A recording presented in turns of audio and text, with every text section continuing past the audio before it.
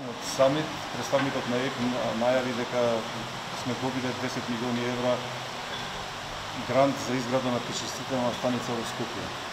Дали се добиени парите, кога ќе се добијат и кога ќе почне изградбата?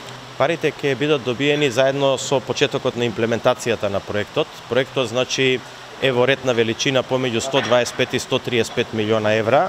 Се очекува значи консултантот француски Ежис да конечно го каже своето мислење во делот на вредноста на проектот. Тој проект ќе биде финансиран комбинирано значи од ЕИП и од Европската банка за обнова и развој, значи ЕИП и ЕБРД. ЕИП најави 10 милиона евра, значи тоа ќе биде само дел од тие 125 или 135 милиона евра, колку што овој проект би коштал.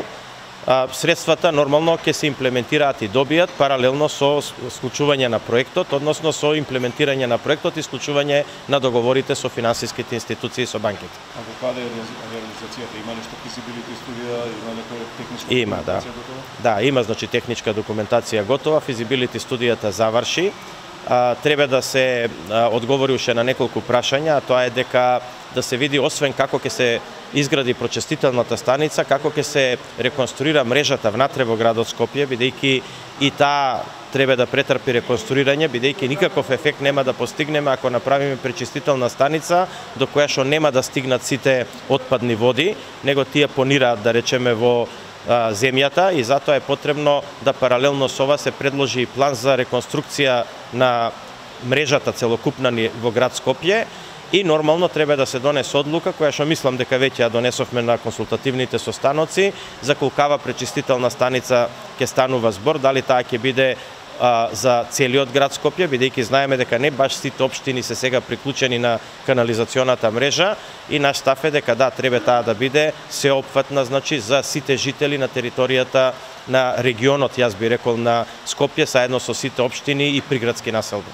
Дали е предвидено нешто слично се прави во некои од другите поголеми општини во државата? Да, предвидено е во сите, значи во сите општини во рамките на планот во Министерство за екологија мора, значи во пристапниот пат кон Европска унија ние сме обврзани да ги запазиме еколошките стандарди, а тоа значи дека секој град и населено место поголемо ќе мора да има пречистителна станица за отпадни води. Како се решава тоа?